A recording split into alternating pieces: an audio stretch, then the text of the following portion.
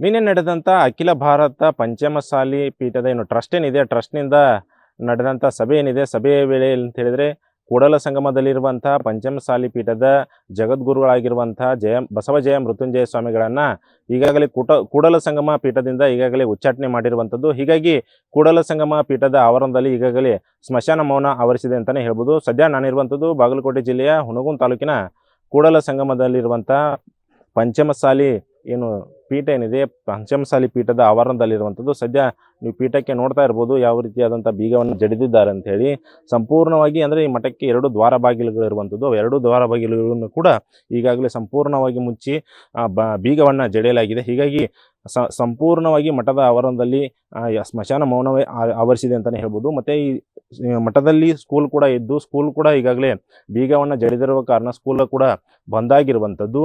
ನಿನ್ನೆ ನಡೆದಂಥ ಅಖಿಲ ಭಾರತ ಪಂಚಮಸಾಲಿ ಏನು ಟ್ರಸ್ಟ್ ಏನಿದೆ, ಟ್ರಸ್ಟ್ನ ಸಭೆಯಲ್ಲಿ ಸುಮಾರು 30ಕ್ಕೂ ಹೆಚ್ಚು ಏನು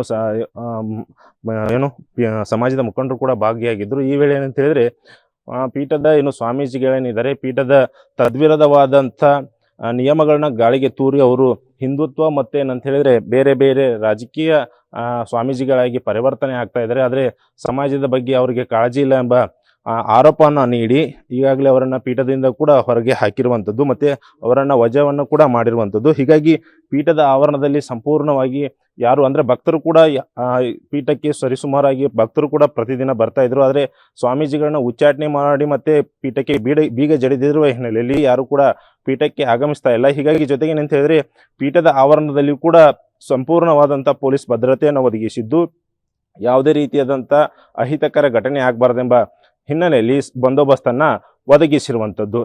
ಕೃಷ್ಣ ಆದಿಮನಿ, ನ್ಯೂಸ್ ಫಸ್ಟ್, ಬಾಗಲಕೋಟೆ.